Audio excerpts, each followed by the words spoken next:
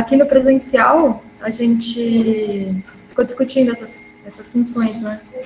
E uma coisa que ajudou o pessoal a entender foi criar uma matriz vazia e preencher usando essas funções. Isso é bom exercício. Quando eu geralmente vou construir uma matriz e vou preencher elas, e quero fazer essa coisa de ter ela preenchida de forma que o triângulo superior é igual ao inferior, uma matriz simétrica, eu faço exatamente isso. Eu crio a matriz com NAs, então eu sabendo a dimensão da matriz que eu quero criar, eu coloco como valor NA, e depois eu dou as dimensões da matriz. Então faz isso para a gente, Júlia, ó, quer ver? Faz matrix. Na primeira posição põe NA. Isso, NA. E aí ncol põe 4 e nrule 4 também. Isso, mostra essa matriz para a gente. Tudo bem? Agora, você vai fazer a indexação dessa matriz pelo upper tree. Então, matriz, abre o colchete, upper tree, e o nome da matriz de novo. A gente está vendo os NAs. Esses NAs são os NAs do triângulo superior. Agora você vai colocar nessa mesma linha de comando que você mostrou, você vai atribuir a essas posições valores que vão de 1 a 6.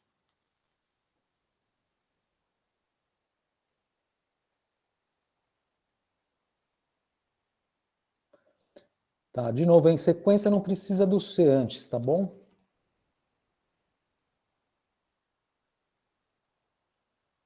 É uma redundância, mas também não ficaria ótimo. Mostra a matriz como é que ela está.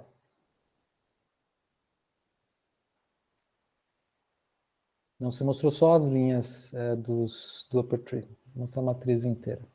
Ah, tá.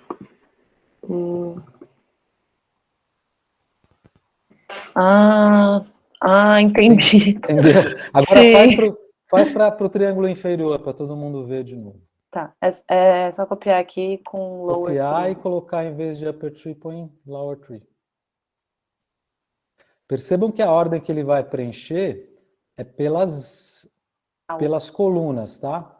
Então, a primeira coluna, primeira linha, segunda linha, quantas linhas forem, tá? E depois ele parte para a segunda coluna e assim por diante. Então, nesse caso ali de baixo, percebam que não está simétrico, tá? Então, não está espelhado, que é o que a gente gostaria. Então, nessa segunda linha de comando que você fez o lower tree, você precisa colocar um argumento no lower tree, não, no lower não, na matriz, na hora de criar a matriz, é no lower tree mesmo. Puxa, eu não sei agora. Então, Ale, eu fiquei olhando e não tinha. Não tem argumento não, você precisa colocar os valores em ordem, então no final das contas, 1, 2, não sei como é que faz isso não para ficar... Mas aqui na maior parte das operações por matriz, você consegue deixar com uma NA e operar só com triângulo, né? Isso, é verdade. Então, tipo, na sua vida, você consegue operar só com um triângulo superior ou só com um triângulo inferior. Que as operações com matrizes... Tá, eu vou apresentar para vocês, então, uma outra... outra forma, tá bom? Que me veio na cabeça agora. Pega essa matriz agora que você construiu e coloca uma função antes dela que se chama T. T é de transpose. Sim. Isso.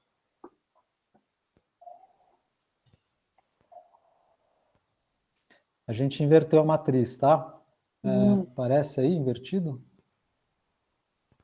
Parece aqui embaixo, né? Tá certo assim? Isso. Não tá não. T, matriz. Volta lá, faz de novo a matriz só com o upper tree. Tá. E depois a gente deixa o... Não, mas tá invertido, sim. Tá invertida, né? Tá, ó, vê a posição da primeira linha na quarta coluna. Antes era 4, agora virou 3. Isso. Tá, então o que eu faria, por exemplo, é para, na hora de preencher o lower tree, eu usaria a matriz invertida. Eu usaria também a matriz invertida, transposta, pegando só a parte inferior dela. Então, você constrói a matriz com a parte superior. Uhum. Aí, na hora de preencher a parte inferior, você pega e transpõe a matriz e pega só a parte inferior também. Tá, entendi. Então, antes de fazer o lower tree, eu teria que transpor e usar o lower tree com a matriz transposta. Isso, Tá, exatamente. entendi. Na hora que você fosse no lado de lá, né? Na sequência, onde você tem a sequência. Vamos fazer isso, ó. Tira Tá bom. essa sequência de 1 a 6. No lower tree, No aqui? lower tree, pode tirar essa Tá. sequência. E aí você vai pegar T, a transposta da matriz, mais isso. E ela é indexada para lower tree. Hum.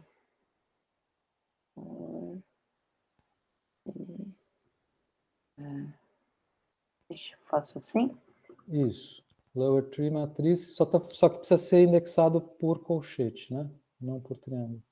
Ai, calma, não sei. Não sei. Por colchete? Isso, põe colchete aí que já resolve. Colchete, colchete do lower tree. Ah, entendi. Nossa, assim tá certo?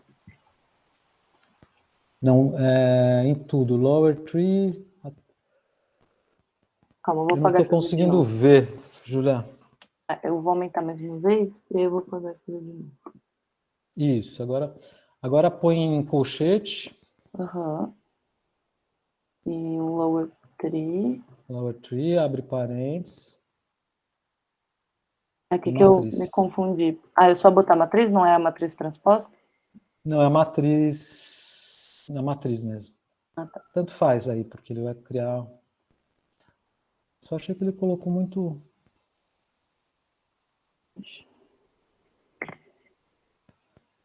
Agora acho que parece que tá simétrico. Isso, agora está simétrico. Tá. Não, não está não. Mas Não? tudo bem. Depois a gente pensa direitinho como é que faz isso aí. Mas legal, vocês conseguem, então, manipular a parte só da matriz, né? Só a parte superior ou só a parte inferior usando essas funções. Lembrando que essas funções, na realidade, estão construindo uma matriz lógica por detrás que você pode usar para indexar depois as posições, tá bom? Ah, tá bom. Obrigada, Lê.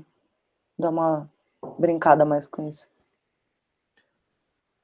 Isso te resolve ou você... Porque assim, você falou que tinha... Não, resolve. Meu problema é conseguir indexar depois, assim, eu fico meio perdida. Assim. Eu acho que os colchetes, os parênteses, aí eu achei que eu não estava usando direito, eu só tinha chegado na matriz de true e false, aí eu falei, não sei o que eu faço com isso, assim. Legal. Então foi isso. Tá, Obrigada. sempre os objetos lógicos, né? Os vetores ou as matrizes lógicas vão servir para a gente poder fazer as indexações depois e substituições de valores, essas coisas. Que é essa lógica meio difícil da gente incorporar, mas que é a lógica que está por trás das indexações no R. E dos testes lógicos, né? Quando você quer um valor específico, alguma coisa que está dentro do objeto, que você não sabe onde está, aí você vai usar essas funções ou essas operações lógicas para criar objetos lógicos e indexar o seu objeto com eles.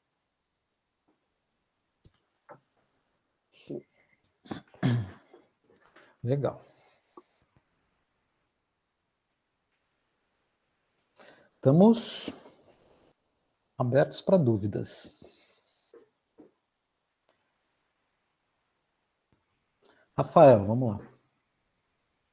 Tenho uma dúvida sobre arrays no exercício 103.5. Posso compartilhar a tela para mostrar? Pode sim.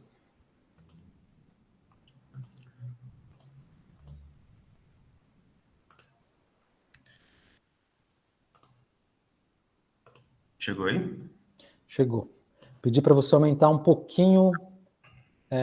Isso, beleza. Aí já dá para ver. Bom, ele pede em uma parte... Eu consegui 100% nesse exercício, mas a questão aqui nessa segunda parte aqui, eu fiz esse conjunto do que eu estou pedindo do array por tentativa e erro. Eu não consegui entender como que eu descubro quais são as dimensões que eu preciso chamar.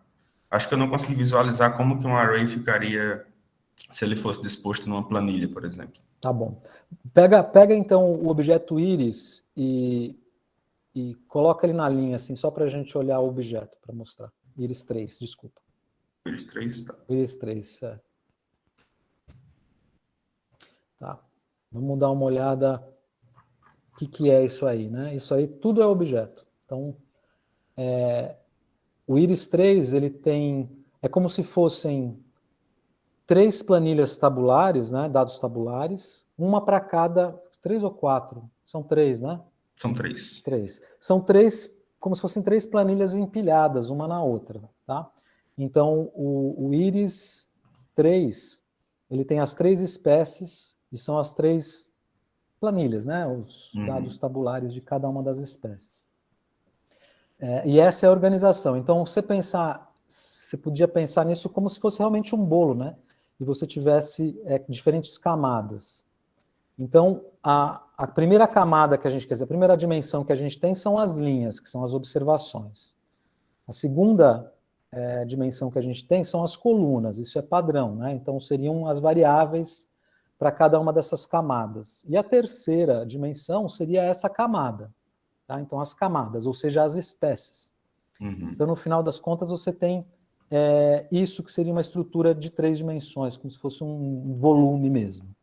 Então, quando você pede para indexar no index ali da margem do apply, você pede a dimensão 2 e 3, isso significa que ele vai fazer a dimensão 2, que são as sépalas, e a dimensão 3, que são as espécies.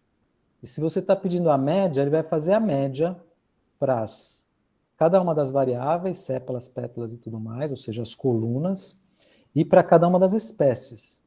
Tá? Então, a gente consegue entender facilmente quando a gente tem só um valor ali. Então, se você quer a média para cada uma das variáveis, quando a gente tem dados tabulares, usando o apply, você simplesmente fala assim, me vê a dimensão 2, né, e me tira a média. Aí ele vai fazer todas as colunas, né, todas as variáveis.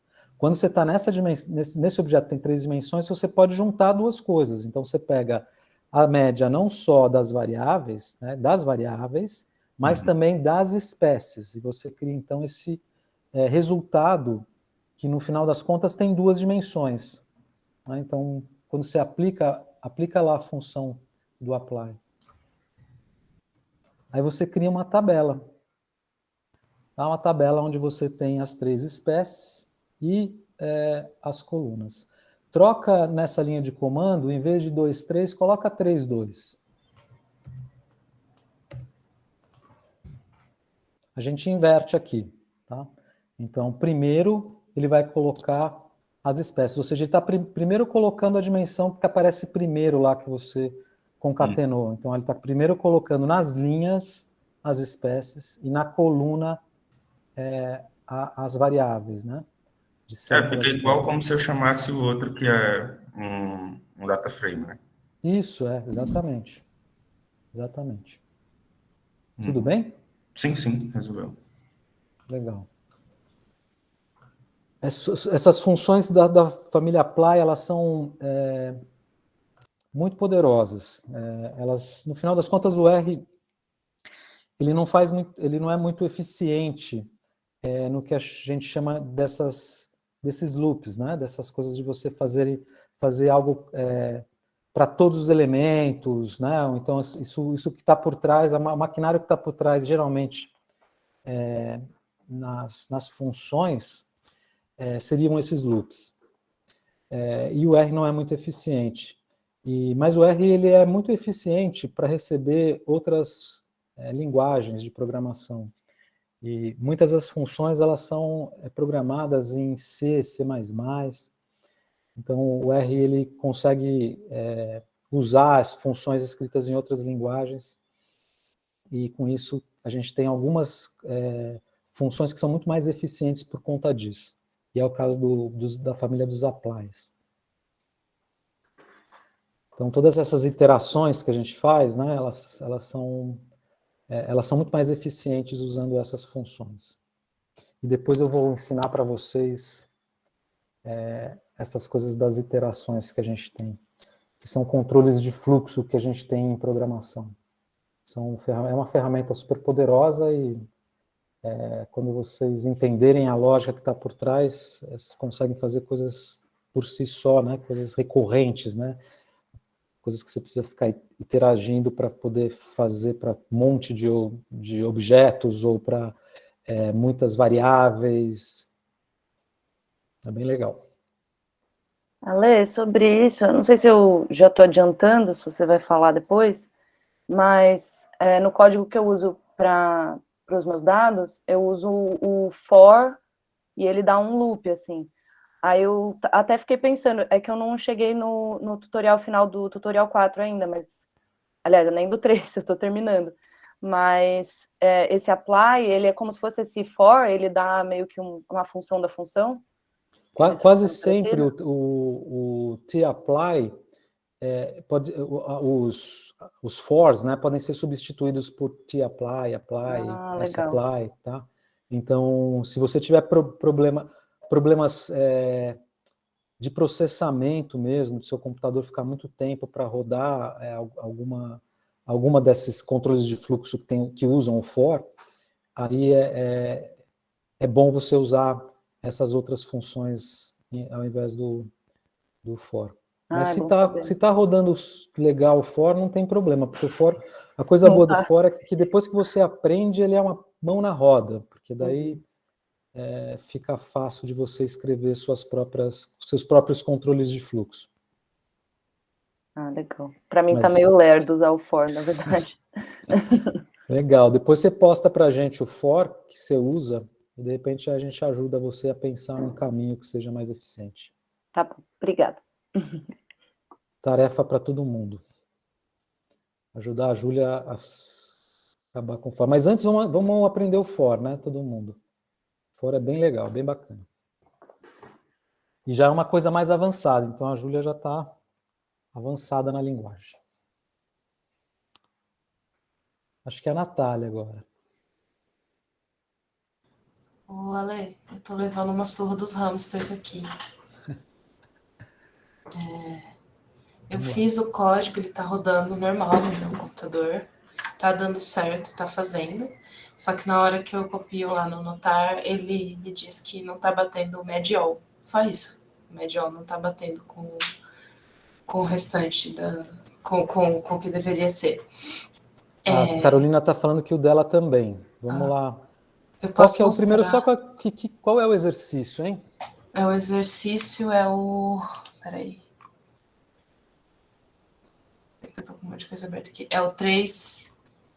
É o 103.202, criação de um data frame. Deixa eu olhar aqui só um minutinho. Não, desculpa. É a continuação desse. Peraí. É o sintetizando o data frame, é o 104.01. Desculpa. Tá. Deixa eu abrir ele aqui. 104.01. 104.01. Isso. Tá. Cria um objeto chamado MedAll contendo a média dos pesos para cada categoria de cor e dieta, ou seja, seu objeto deve conter o valor médio dos pesos para hamsters claros de dieta A, escuro de dieta A, blá, blá, blá. Tá. Só um minutinho.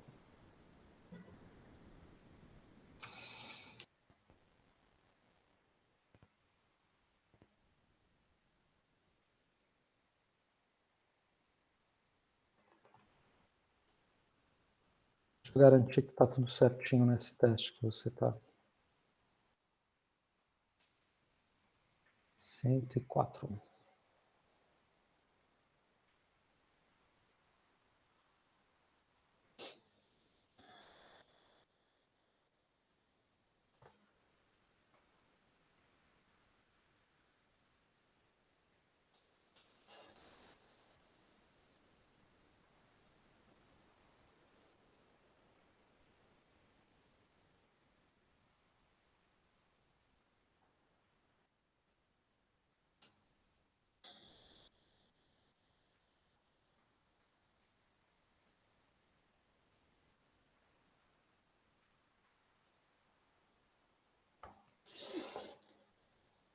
Bom, o que está fazendo essa linha de comando lá no notar?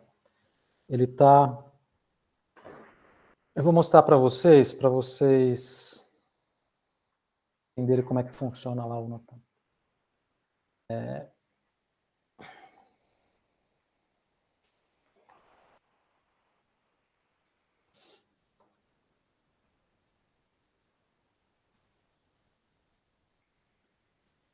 Vocês já conseguem agora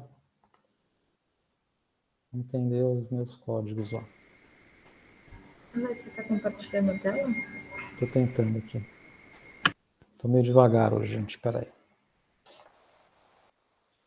Pronto.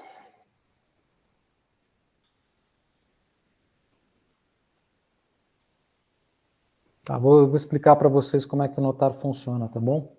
Então, isso aqui é a interface para fazer os exercícios. A gente tem uma parte aqui que é o enunciado, que a gente escreve com código de HTML. Tem umas pré-condições que a gente roda antes de vocês rodarem, antes de rodar o código de vocês. E a partir do momento que o código de vocês entra, a gente tem as condições, tá? Condições em linguagem R, é tudo R aqui, tá bom? Então a gente faz as condições e faz o quê? Testagem com os objetos que vocês criam no código de vocês. Então, basicamente, a gente precisa pensar formas que sejam genéricas suficiente para a gente poder saber se o objeto que vocês criaram lá naquele código que vocês submeteram é o objeto que a gente pediu para vocês construírem. Por isso que os enunciados às vezes parecem complicados de entender ou que tem muitos detalhes. Você fala assim, puxa, por que tanto detalhe para isso? A gente precisa desses detalhes para poder depois fazer esses testes para saber se os objetos estão construídos da maneira correta, tá? Então, eu vou te mostrar essa linha de comando que dá esse erro que você está me dizendo, tá bom? Então, com isso a gente pode investigar também o que está acontecendo aí.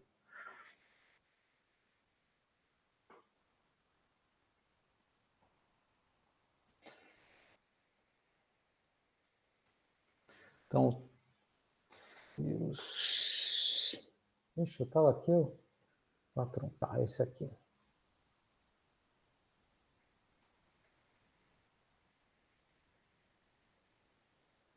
Tá. O que ele está fazendo? Isso aqui é uma função também de controle de fluxos que faz testes lógicos. Então, o if, ele está perguntando se aquele teste lógico é verdadeiro, tá? Então, eu quero fazer um teste lógico e quero uma condição para fazer uma outra coisa. E aí eu uso o if. E se isso aqui é verdadeiro, eu vou fazer isso aqui. E quando é falso, eu faço outra coisa. Então, a gente faz um controle de fluxo com if else. Eu vou ensinar para vocês mais para frente isso, tá? Mas o que ele está fazendo aqui, ó? Is data frame? Ele está perguntando se o objeto que você criou é um data frame. Tudo bem? Se for um data frame, ele passa para essa primeira condição que está aqui. Se não for data frame, se for qualquer outro tipo de formato, ele passa para essa aqui. E aí, o que eu estou fazendo aqui quando é data frame, eu estou pedindo para ele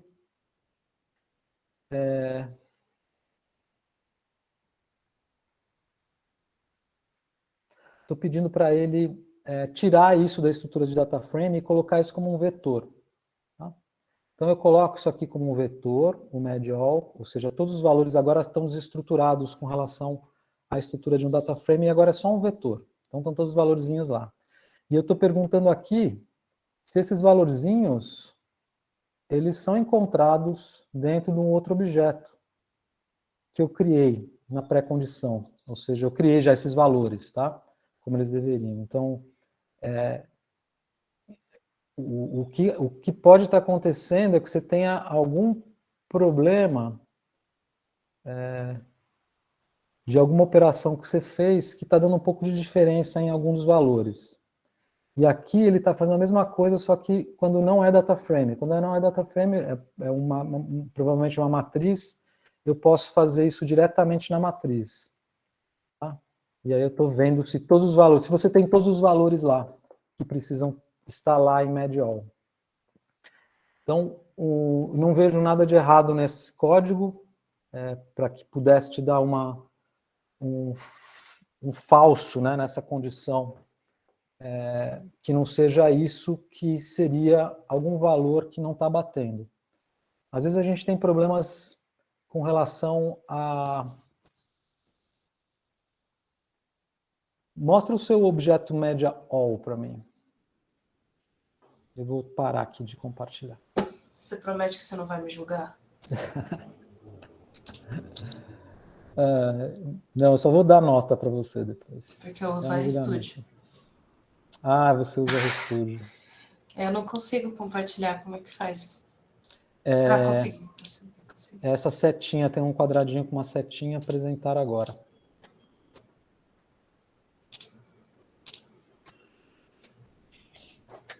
Só aumenta um pouquinho. Nossa. Peraí. Pode aumentar bem. Tá, peraí. Posso só fazer uma pergunta de preguiçoso? Faz sim. A estruturação de if e else, tem como fazer ela semelhante à do Python?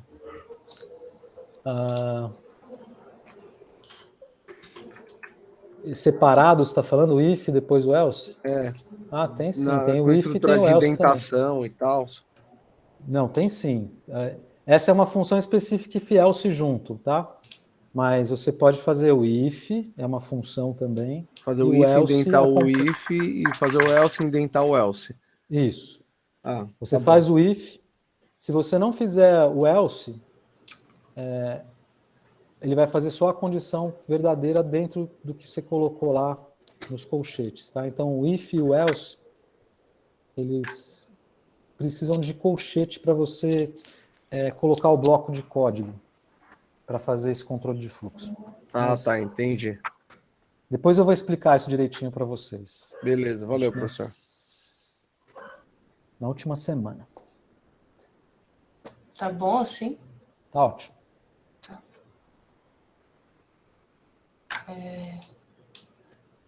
Daí o meu medial fica assim, ó.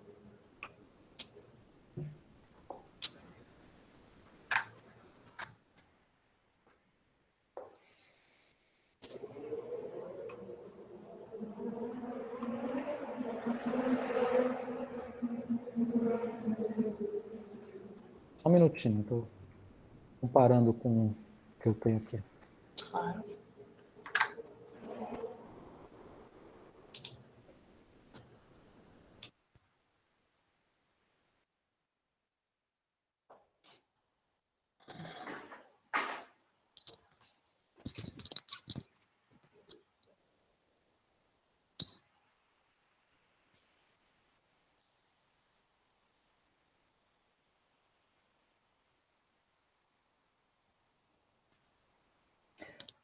Natália, você não tem nada de errado no seu objeto está correto, tá bom?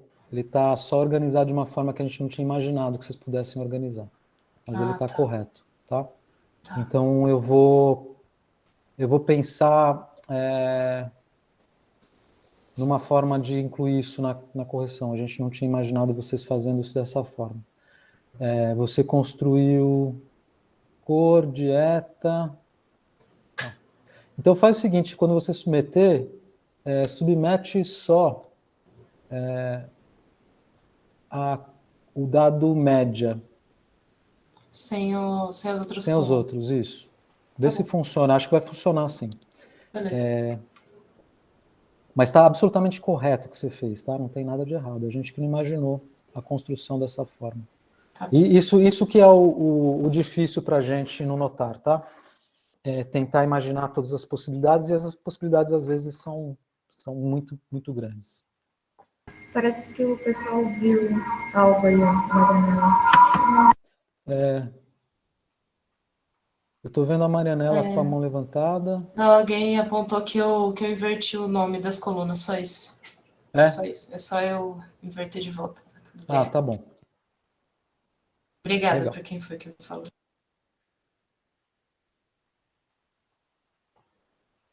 Então pode ser isso.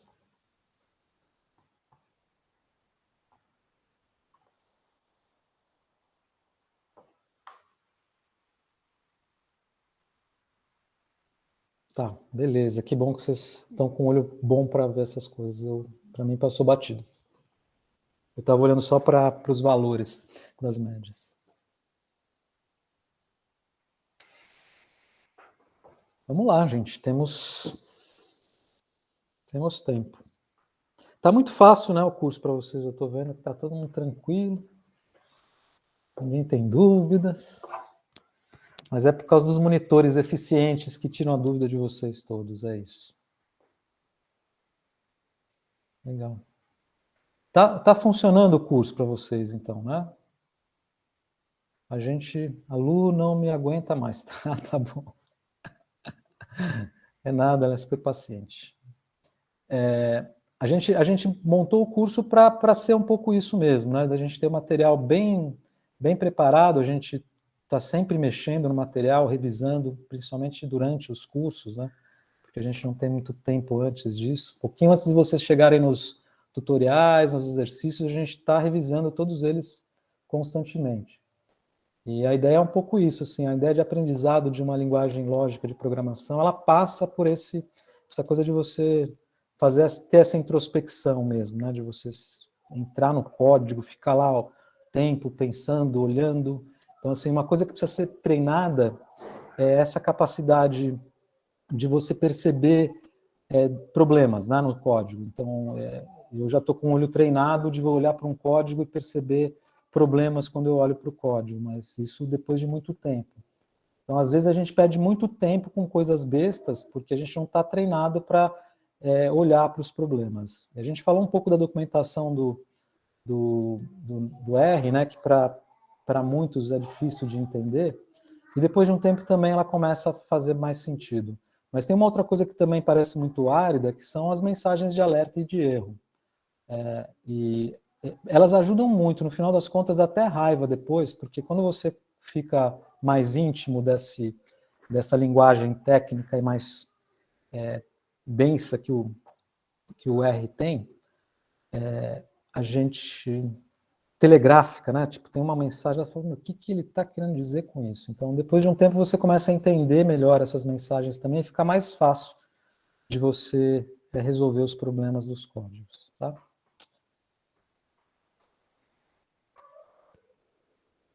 Com pendências, não tem problema as pendências serem antigas. Vamos lá, Natália.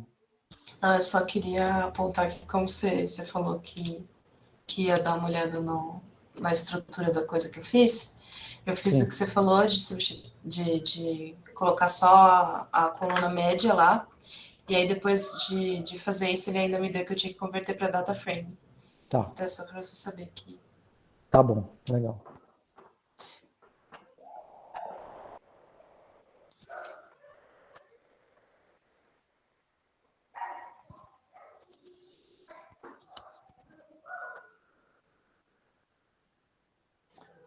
Natália, pedi para você me mandar a sua linha, seu código, esse código que você usou para eu testar aqui também, tá? Para eu testar uma maneira de incluir esse objeto nesse formato. Como você quer que eu mande? Aqui no chat? Não, quero que você mande por e-mail, se possível. Manda, tá? pode deixar. Beleza. Oi, mamãe. Deve ter. Acho que eu não sei quem está na fila, Luana ou Rodrigo? Luana. Oi, boa tarde. Boa tarde, Luana. Tô com algum problema num código que eu usei na 103.6, que é para juntar aqueles valores, tipo, de 3 colunas em uma. Aí eu fiz uma gambiarra, deu um código bem grande, e eu não estou conseguindo encontrar o erro. Vocês querem que eu compartilhe? Eu posto no Compartilha essa linha onde está dando o erro. Pode compartilhar sim. no chat? Não, na tela. Prefiro.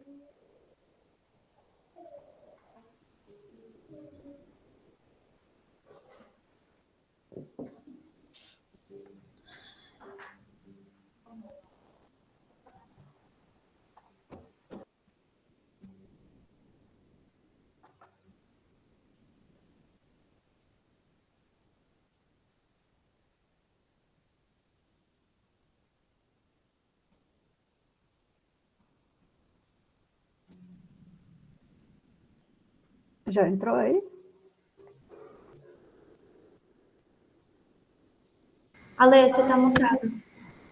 Entrou sim, eu estou vendo. Qual que é a linha que está dando problema? É essa aqui que eu selecionei. Tá. Que Vamos ver o que você o está fazendo. exercício pede para fazer isso aqui, né? Juntar o valor dessas 3 colunas em uma nova e colocar esse ARV junto, só que não pode ter esse espaço. E eu coloquei os argumentos aqui de, tipo, não ter separador, e ele está separando ainda, mas só nesses que tem um dígito. Por exemplo, aqui nesse do 10, ele juntou. Nos outros ele não junta. Tá, vamos ver então essa linha de comando. Você está pegando árvore e está pegando o quê? Apply, salig na margem, from, paste, collapse. Tá. Você fez por um caminho bem complicado mesmo, tá? A minha sugestão para você é pensar porque assim o paste ele permite que você coloque mais do que um vetor, quantos vetores você quiser. Então ele cola, mas ele não cola só 2, ele cola 2, 3, 4, 5, quanto for, tá? Então você não precisa disso tudo, do apply, de margem.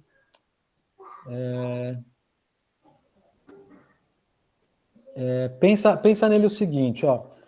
Quando você está dando árvore, é como se o ARV, né? Os caracteres, é como se você estivesse dando um vetor para ele, né? Porque ele vai fazer aquela regra da ciclagem. Então, pensa que você quer colar nesse vetor são esses números, né? De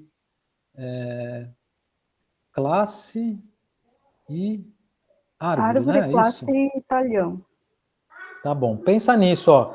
O paste, se você tem um vetor, você vai grudar com outro vetor e mais um vetor, quantos vetores você quiser. Você vai dando o vetor para eles, vai colocando esses vetores e grudando nas posições.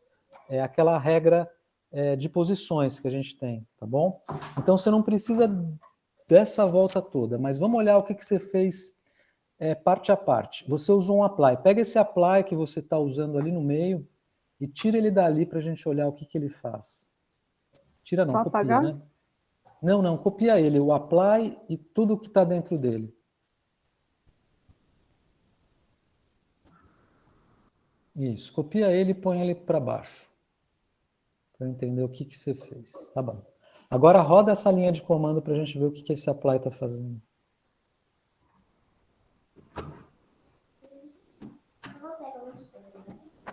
Tá. Ele está pegando 7C 32. Ele está pegando só as colunas aqui. Essas aqui. E está juntando. Tá. 7C32, que seria a árvore, é o que você precisa mesmo, né? Já na ordem que você precisa. Não, tá correto, parece. E você precisa juntar o ARV, é isso, né? Daí você colocou... não sei por que você está tendo esse problema. O paste separado por 0 depois com isso. Você está colocando árvore. Você colocou esse collapse null, recycle falso, porque você estava testando algumas coisas? Porque acho que isso daqui tem a ver com o espaçamento também. Se eu tirar, eu acho que vai dar a mesma coisa, eu acho. Não, tira esse collapse null e recycle.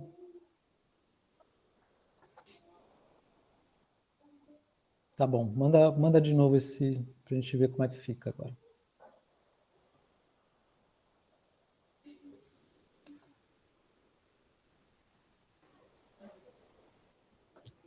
Ele rodou com colapso e tudo de novo.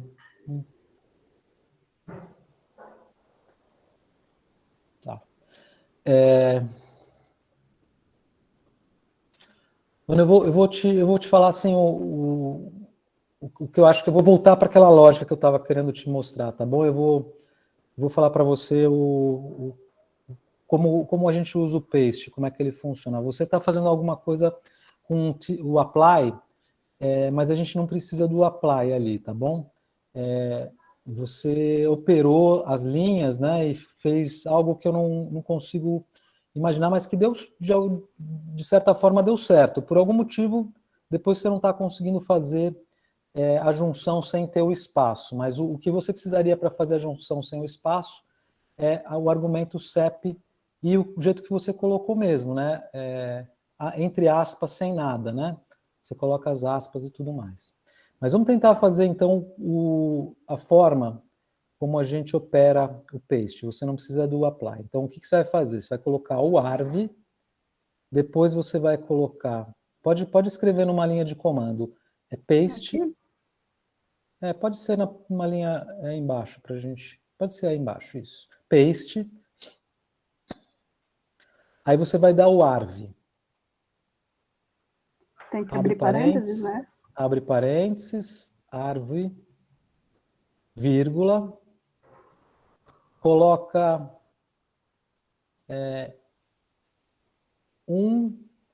2.10, vírgula,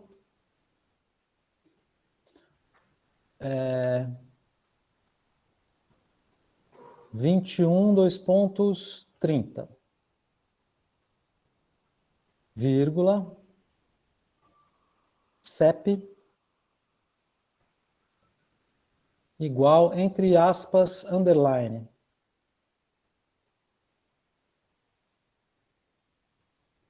Fecha parênteses e roda essa linha.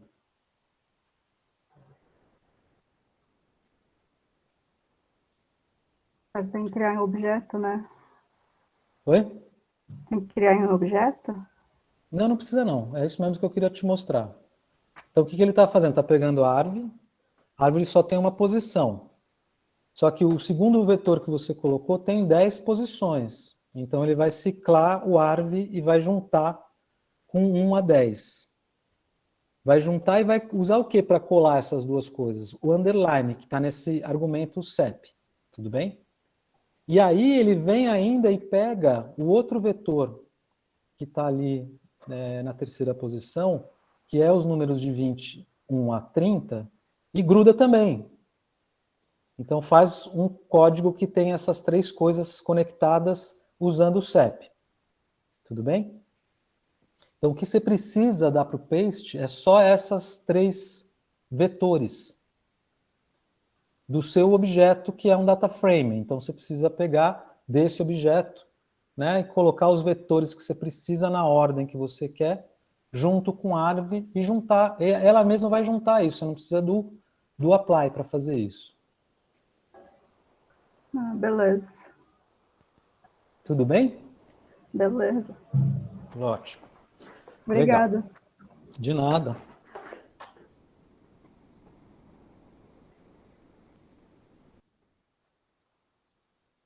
Rodrigo. Boa tarde, professor, pessoal. Boa tarde. Só queria compartilhar que eu e a Natália tivemos uma ideia na construção do data frame e o meu passou. Está praticamente igualzinho a mesma linha meu dela aqui. Queria mostrar aqui só. Que o Natália aceitou a forma que eu fiz também.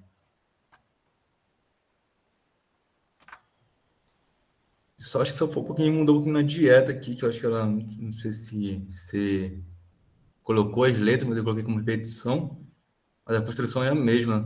Aí eu passo ou não deu 100% lá. Então, acho que a forma que você está fazendo está certo também. E o nota é receita também, que nem o meu. Tá igualzinho mesmo. Parece. Tá bom. Natália, me manda o código, eu vou dar uma olhada, eu vou dar uma investigada. Eu já mandei, já. Tá bom. Legal.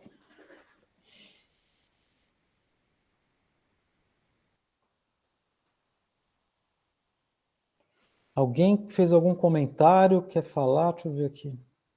Eu tenho uma dúvida meio operacional da disciplina, posso perguntar? Pode ser. Sou eu que tenho uma dúvida. Na verdade, aqui eu notei que quando eu logo no Notar, ele não tá me listando as coisas que eu já fiz como já feitas. Tá. Ele Deixa deveria eu já fazer olhar isso? agora. Eu acho que perfil. No perfil, lá no seu nome, se você clicar em perfil, meu perfil, ele vai mostrar tudo que você já fez, todo o histórico da sua vida no Notar, tá tudo guardado lá com a gente. Eu tava e a vendo o gente lugar errado, então só clicando em exercício. Obrigada. Legal.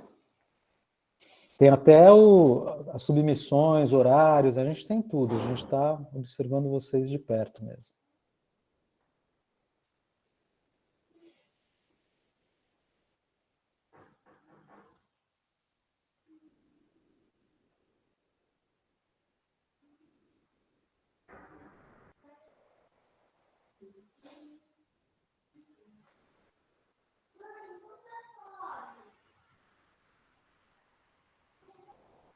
Ah, no logo também funciona. A Júlia falou, ó, clica no logo do Notar, também funciona. No logo do Notar vai ter só as notas que vocês têm para cada exercício, que seria a submissão que você tem com maior nota. Tá? No perfil, você vai ver tudo que você já mandou lá, para todas as vezes que você já submeteu exercícios logado no Notar. Então, tem essas duas formas de vocês verem o que está registrado no Notar. Legal, Juliana.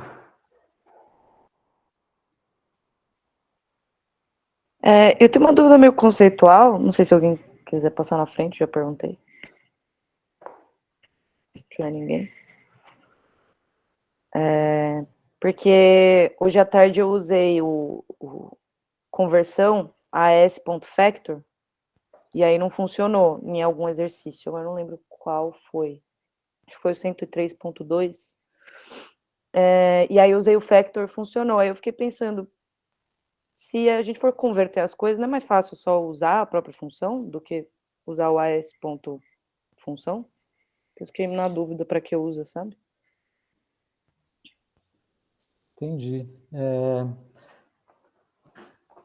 Puxa, Júlia, não sei te dizer, assim, eu sei que às vezes a gente faz conversão com essas funções, estou pensando aqui em alguma situação. Ah, tem. A gente já está lá com o objeto montado, está usando ele, por exemplo, e ele é um data frame, porque a gente, quando lê os objetos, ele lê com read table e já lê como data frame, e você precisa fazer a coerção para uma matriz. A forma mais rápida de fazer é usar a coerção S-matrix, tá? S.matrix. Mas funcionaria também se você colocasse os valores desse data frame na função matriz. Então, no final das contas, a gente tem muito essa redundância no R, tá? Uhum. Ele é uma linguagem, como é uma linguagem mais aplicada, ou seja, a gente usa para operacionalizar coisas, ele tem essa redundância em muitas coisas. Algumas redundâncias, elas vêm em função da linguagem S. Então, quando alguma coisa é implementada na base do R, eles mantêm coisas que são idênticas ou similares, com nomes diferentes, só para que a conexão entre o R e o S da sintaxe permaneça, tá? Uhum. Mas isso só nos pacotes básicos, né? Então, só nesses pacotes que vêm com a distribuição, que são os pacotes que são gerenciados pela equipe do core do R. Mas não tem necessidade mesmo, você tem razão. Tá? Então, tem muita coisa que tem essa mesma coisa que você está dizendo, né? Pô, não preciso disso, né? Posso usar a própria função que constrói os fatores, e é isso mesmo. Entendi. Obrigada. Nunca tinha pensado nisso, na realidade, mas é essa redundância que a gente tem de fato. Então, um ferramental para facilitar a sua vida, mas que no final das contas você não precisaria. E são essas camadas de abstração também que a gente tem na computação, né? Então, toda linguagem de programação tem algum grau de abstração. O R, como essa linguagem de alto nível, uma linguagem que está mais próxima da linguagem falada e muito mais distantes da linguagem de máquina, essas abstrações ainda são maiores ainda.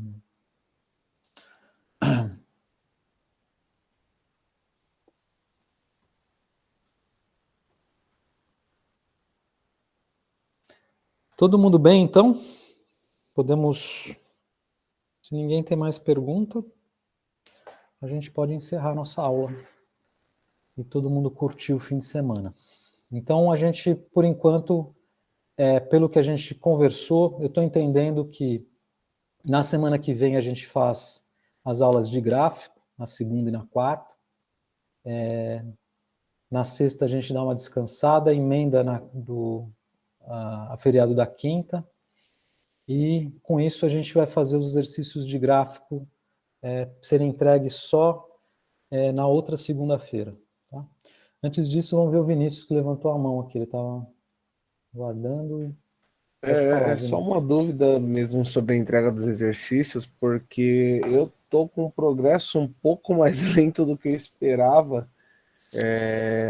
Tem algum problema se não conseguir entregar todos os exercícios até segunda-feira? Vinícius, a gente... A princípio, não.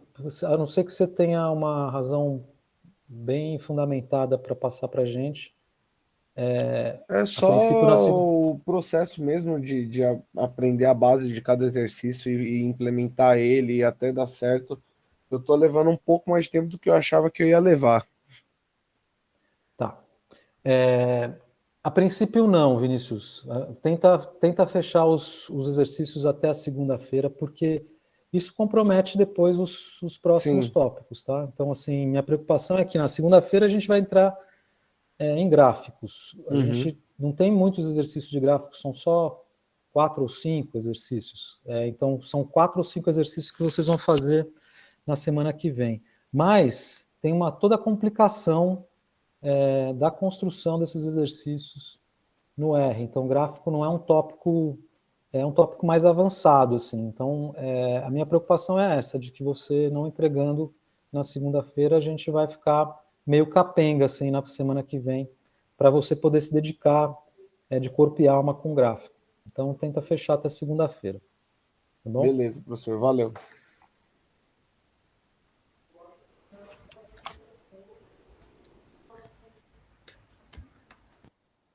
Então é isso, gente. Ale, Oi, Irina. pode ficar 2 minutinhos? Queria te fazer uma pergunta. Tá bom, posso sim. Eu acho que, vamos combinar, vai ser 10h30 na segunda, de novo? Segunda-feira é o mesmo esquema que a gente fez essa semana, tá? Eu não mudei lá no cronograma ainda, mas achei que funcionou bem. Vocês também falaram que acharam melhor, então a gente faz a nossa reunião síncrona às 10h30, tá bom? Na manhã. Então, invertendo, vocês primeiro fazem o tutorial, vocês batam a cabeça no tutorial nessa primeira hora, faz até onde dá nessa primeira horinha e a gente vai discutir um pouco as questões de gráfico a partir das 10h30, tá? Aí vou falar um pouquinho sobre... Essa vai ser um pouco mais uma aula expositiva mesmo, porque eu queria falar para vocês o que é esse maquinário que está por trás e quais são as lógicas que estão por trás da construção de gráficos no R. Tá? E aí a gente faz isso entre 10h30 e meio-dia. Beleza? Legal. Então tá bom. Bom fim de semana, gente. Valeu, professor. Tchau, tchau. Tchau, tchau.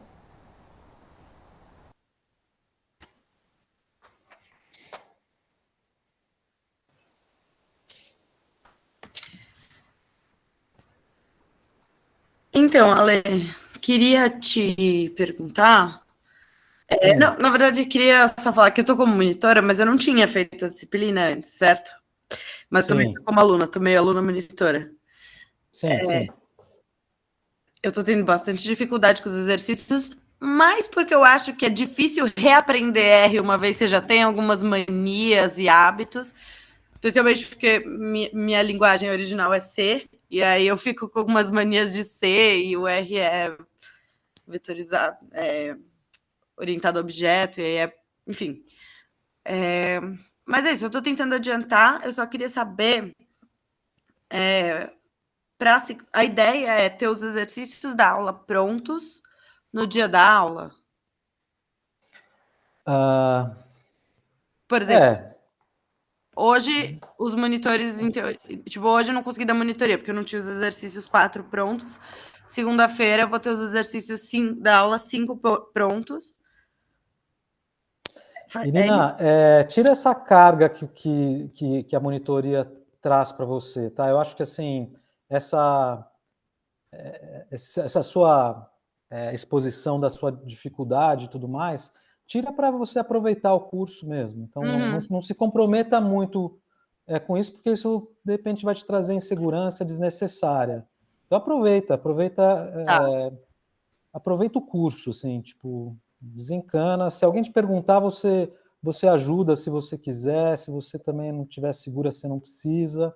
Então, tira um pouco essa carga, eu acho que pode ser importante.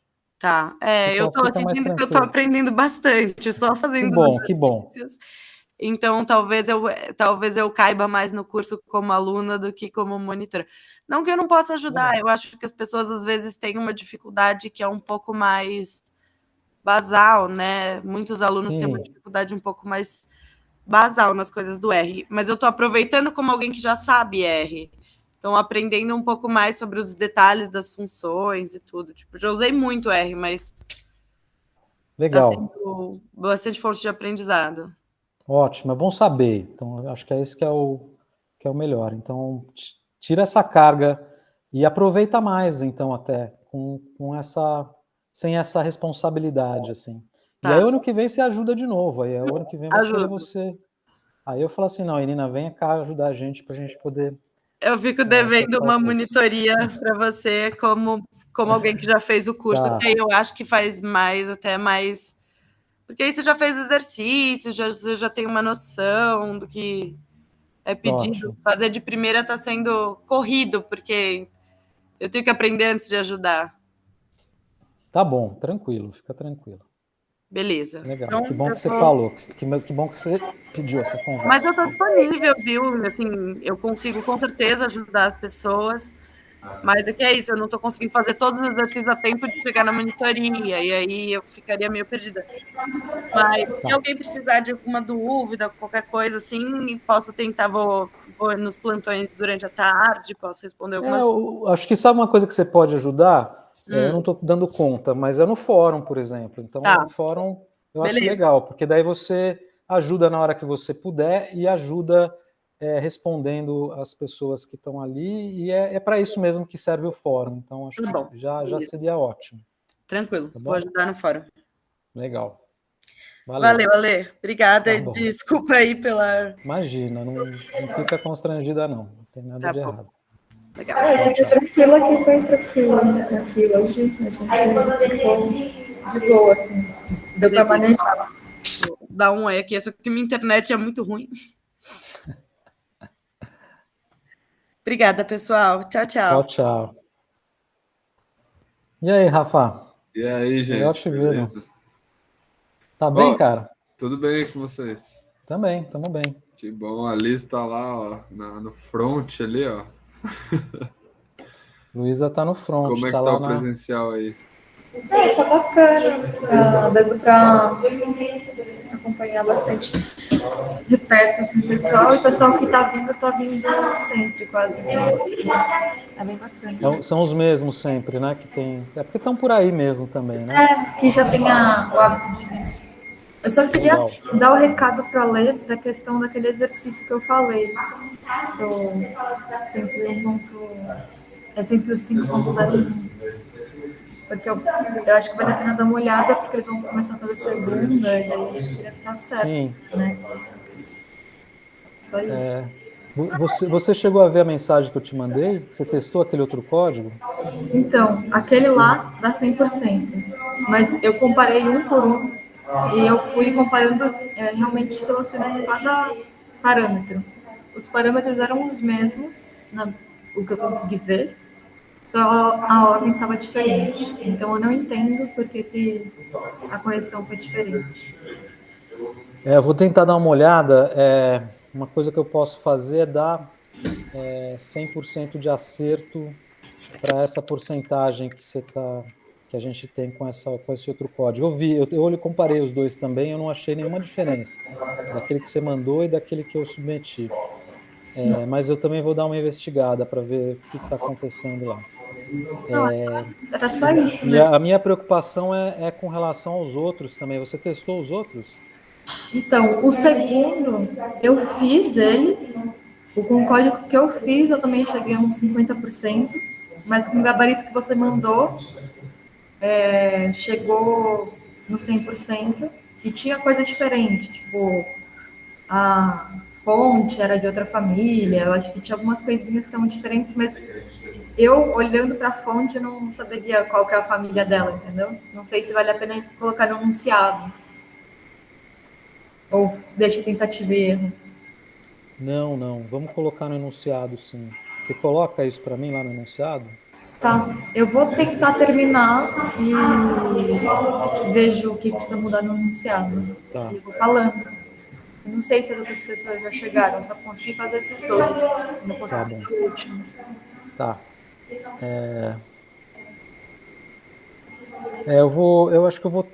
Eu ia avançar nas minhas revisões dos exercícios e dos tutoriais, mas eu acho que eu vou então me concentrar nesses dos gráficos. Então, vou pedir para você me passar o seu código, esse código que você fez do 2, porque como eu fiz o exercício e pensei na lógica dele, fiz o código e testei, para mim fica difícil imaginar quais outros caminhos que as pessoas vão ter para resolver o exercício. Daí você mandar, para mim me ajuda também a dar uma olhada nesse 2. Sim. E eu vou ver se eu consigo resolver o 1 também com aquele código que você mandou. Aquele código que eu mandei é o próprio código que está no Drive. Tá. Acho que na segunda-feira, então, o que a gente vai fazer, Luísa, para as pessoas não enlouquecerem, e como a gente está testando essa nova técnica para correção de exercício, é que quando os alunos acharem que já está parecido o suficiente, mas não está conseguindo a nota ainda, para eles mandarem para a gente o código. Tá? E aí a gente corrige o código para ver. Quer dizer, na verdade não é corrigir o código, mas é só olhar a saída do que eles estão mandando e com o que a gente tem no R. Isso vai ser bom até porque a gente vai ter os códigos deles todos e a gente pode investigar um pouco melhor esse mecanismo de correção de gráficos, né?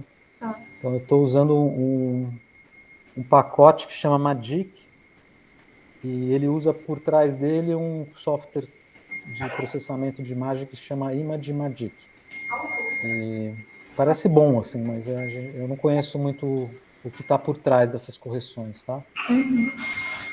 Antigamente não, antigamente eu conhecia porque como eu tinha feito mesmo a correção, né, na mão, a partir de um array, de repente a gente volta para esse outro esquema que a gente consegue ter mais controle das correções.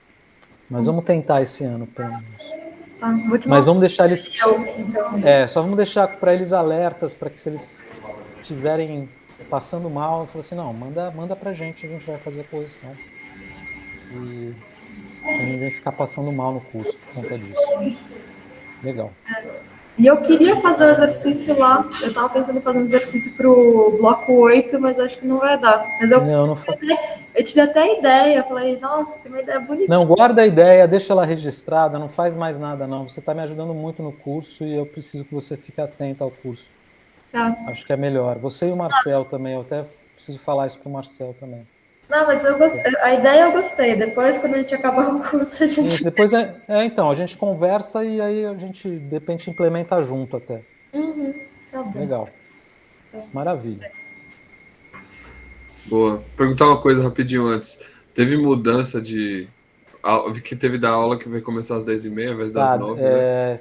Eu mandei uma mensagem e você não recebeu porque acho que você não está lá no nosso cadastrado. Você está cadastrado como monitor lá? Tô. Ah, tá. Ah, achei que você Mas tivesse... no e-mail eu não achei. mas a gente fez um teste hoje, Rafa. De manhã a gente inverteu. Uhum. Aquela primeira horinha que eu ficava com eles, 1h30, falando sobre o tema que ia ser o alvo do exercício e do tutorial e tudo mais, eu inverti. Eu deixei eles fazendo o tutorial, batendo a cabeça 1h30 lá, e depois a gente fez uma reunião em seguida. Massa. E funcionou super bem, a gente chegou à conclusão que era melhor fazer dessa forma. Maravilha, então. Então, eu acho que no final das contas a gente podia mandar uma mensagem para todo mundo, Luísa, dos monitores, dizendo que pela manhã a gente não tem mais tanta demanda, tá? Então, quem puder para ajudar a gente no período da tarde, que daí a gente... Da 1h30 às 4h, assim. Isso, exatamente. Porque daí É isso, é o que vai tomar de tempo para fazer esses plantões. E das 4 às 5h30 também, né? Ou não?